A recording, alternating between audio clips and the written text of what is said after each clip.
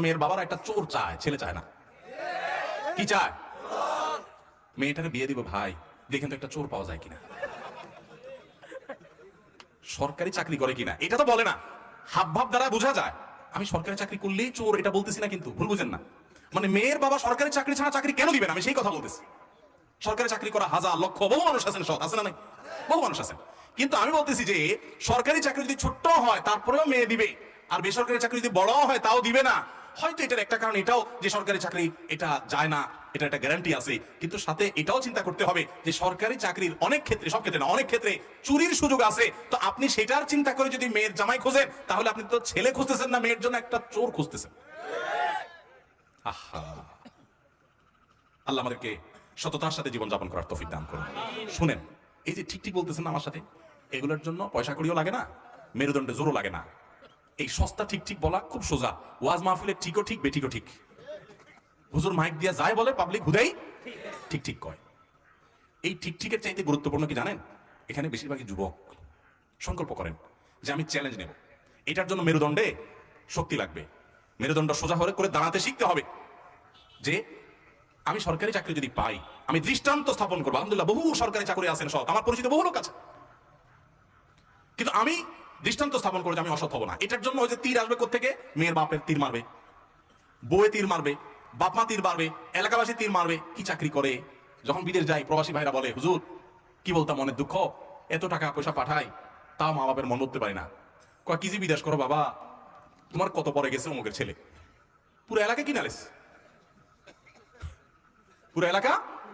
আহা, চাচারা, বাবাজিরা কান খাড়া করে শুনেন, কিয়ামতের ময়দানে জাহান্নামে ওই ছেলেকে ফেলানোর আগে আপনাকে উপর করে ফেলানো হবে।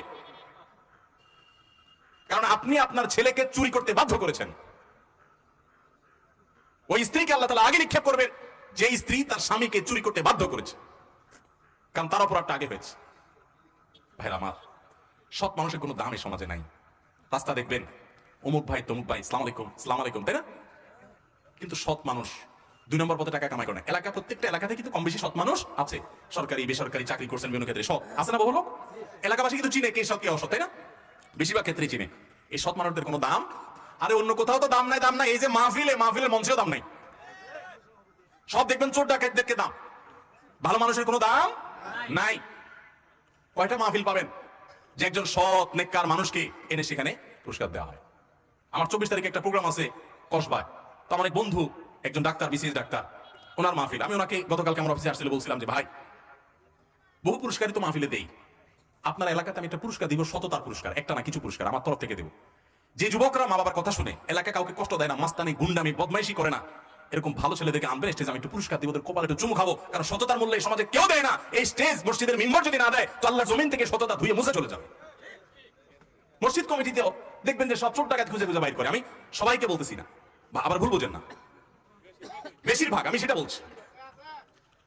কয়টা মসজিদে আপনারা দেখেন যে মসজিদ কমিটিতে ভালো ভালো মানুষগুলোকে, যে এলাকার সবচেয়ে সৎ, সবচেয়ে ভালো মানুষ, সত্য কথা বলে, ধানাই বানাই করে না, 2 নম্বরই করে না, মানুষগুলোকে খুঁজে খুঁজে এনে মসজিদে দায়িত্ব, কয়টা মসজিদে দেওয়া হয় বলেন তো? নাই।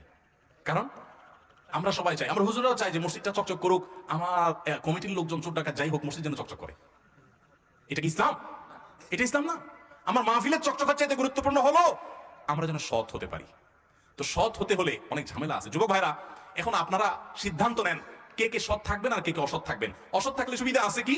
সুবিধা আছে যে সবাই ভাবা দিবে, সবাই বলবে সফল মানুষের গল্প শোনাও, টেলিভিশন চ্যানেল ডাক দিয়ে নিবে, আর টক শোতে বলবে যে আপনি ঢাকা শহরে এসেছেন, লঞ্চের ভাড়াও আপনার কাছে ছিল না, আপনি কিভাবে এত সম্পদের মালিক হয়েছেন বলেন তো? সাক্ষাৎকার নিবে, তাই না? এবং মানুষকে বলবে সফল মানুষের গল্প। এদের সবাই যে খারাপ মানুষ আমি বলছি না, কিন্তু আপনি 2 নম্বর পথে কামাই করে লাল হয়ে গেছেন, সবাই বলবে মাশাআল্লাহ মাশাআল্লাহ, দেখছেন মাত্র কয়েক বছর গেছে বিদেশ গেছে, দেখছো সব লাল হয়ে গেছে, কোত্থেকে মালিকের টাকা মেরে আনছে সেটা দেখবে না মানুষ। সবাই এরকম না, কিন্তু বেশিরভাগই যারা অল্প সময় আঙ্গুল ফুলে কলা গাছ, বেশিরভাগই এরকম। তো এখন অসৎ হলে সুবিধা আছে যে সবাই সফল মানুষের গল্প শুনবে, সবাই বাহবা দিবে, কিন্তু সৎ মানুষ হলে কেউ দাম দিবে না। এখন সৎ হবেন না অসৎ হবেন? তাও সৎ হবেন। আল্লাহ আপনি আমাদের নিয়তগুলোকে কবুল করে নিন। আল্লাহ আমাদের মেরুদণ্ডগুলোকে শক্ত করার তৌফিক দান করুন। অসৎ হওয়ার জন্য যোগ্যতা লাগে না, অসৎ হওয়ার জন্য যোগ্যতা, চোর হওয়ার জন্য যোগ্যতা লাগে না, সৎ হওয়ার জন্য যোগ্যতা লাগে। সৎ হওয়ার জন্য মেরুদণ্ড শক্ত থাকতে হয়, হিম্মত থাকতে হয়, সৎসাহস থাকতে হয়। বাবাকে বলতে হয় বাবা আমি চুরি করব না। তুমি অসন্তুষ্ট থাকতে পারো বাবা, আমি 2 নম্বর জিনিস তোমাকে খাওয়াবো না। আমাকে অন্যদের উদাহরণ দিবা না, আমাকে সৎ মানুষের উদাহরণ দাও। যুবকরা বলা যাবে না বাবাকে ইনশাআল্লাহ? বেয়াদবি করা ছাড়া সুন্দরভাবে বলা যাবে না। আমি এই জন্য বলি, বিয়ের আগে বউরে বলে দিবেন, শোনো বউ, আমি কিন্তু বড় তেড়া যুবক, আমি কিন্তু 2 নম্বর পথে কামাই করবো না। অতএব অন্য মানুষদের বউদের মতো সকাল বিকাল শাড়ি পাল্টাবা আর 3 পিস পাল্টাবা, মার্কেটে যায় কেনার পরে বলবা শুধু কার্ডের ঘষা দেন আর বিল দেওয়া হয়ে যাবে, এগুলো কিন্তু আমার দ্বারা হবে না। আমি কিন্তু হালাল খোর, আমি হারাম খোর না। বলা যাবে না ইনশাআল্লাহ? হবু বলে দিতে পারবে না? বেশিরভাগ ক্ষেত্রে দেখবেন ওই মেয়ে বলবে, আব্বু না, সমস্যা আছে ছেলের, কারণ তার দরকার কি? একটা চোর। তার দরকার একটা চোর, তার দরকার একটা ঘুষখোর, তার দরকার একটা দুর্নীতিবাজ, তার দরকার একটা টিন চোর, তার দরকার একটা গম চোর। সে সৎ মানুষ পছন্দ, আপনি সাথে সাথে সেজদা পড়ে যাবেন, যাক একটা চোর প্রিয় মানুষ থেকে আল্লাহ আমাকে মুক্তি দিছে। একটা সৎ মানুষ খুঁজবেন, চেষ্টা করা যাবে ইনশাআল্লাহ। আল্লাহ আমাদের সবাইকে তৌফিক দান করুন।